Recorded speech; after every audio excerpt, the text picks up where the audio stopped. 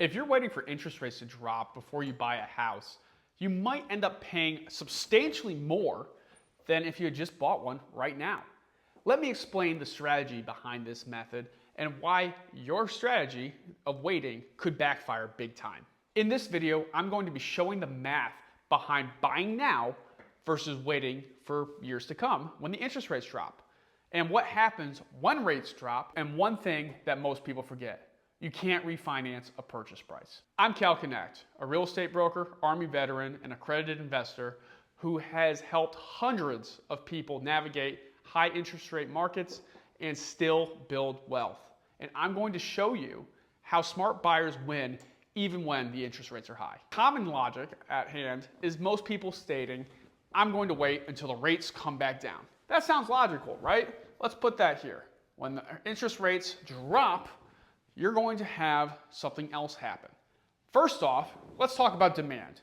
Demand explodes, plain and simple. There's more buyers, and that equals more competition in the market.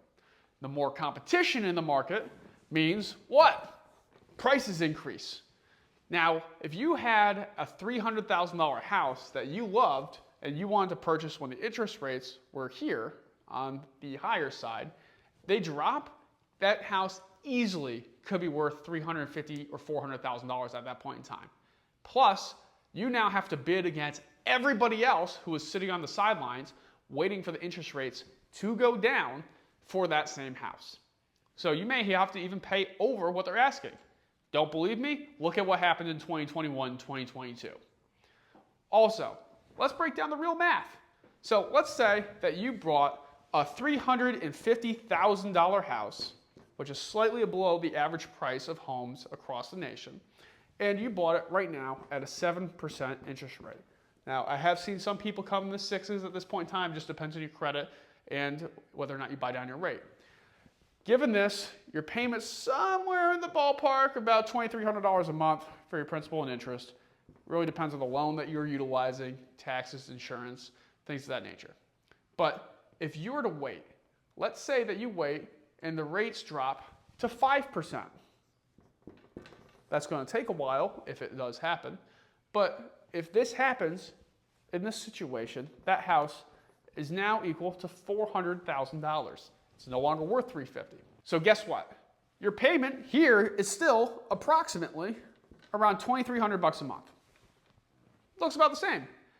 But now you just paid $50,000 more for the same house. On top of that, you just missed out on $50,000 worth of appreciation, equity, and building wealth for you and your family's financial future. And if rates don't drop, well, guess what?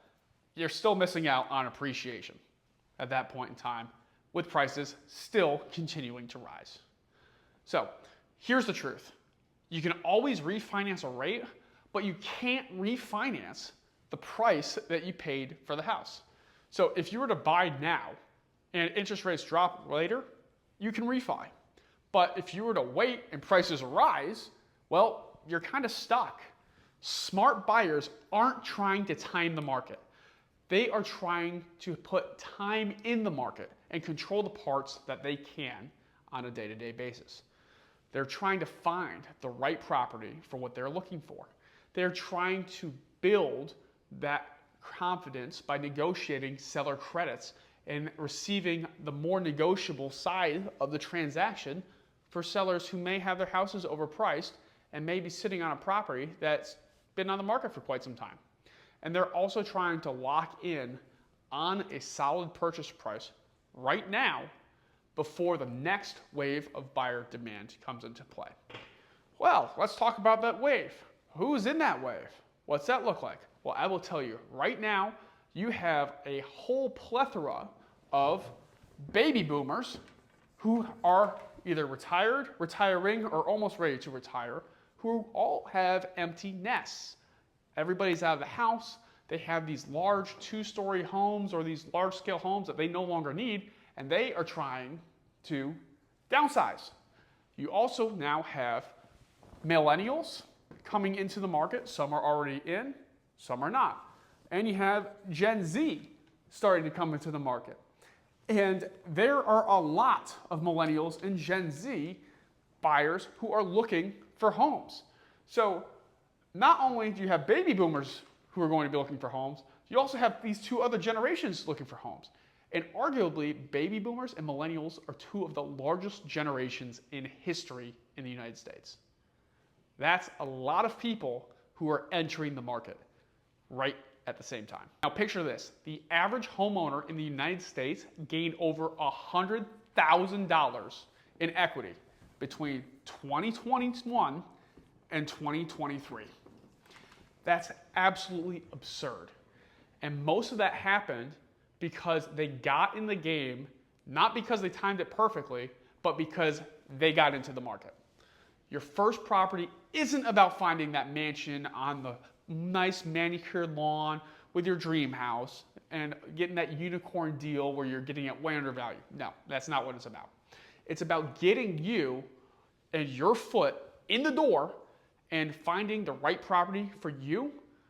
And now, right now, you have less competition and more negotiation room than you've had in quite some time. And that power is going to go away once rates drop. So if you're sitting on the sidelines wondering whether or not now is the right time for you to consider purchasing a home, reach out. I'm happy to chat with you. And regardless of where you're looking to purchase in the United States, my goal is to help you. And we can break down and see whether or not it makes sense for you to purchase or wait. But there's no pressure, just straight facts. Interest rates will come and go, but the opportunity to buy at today's prices will not last. Please like and subscribe.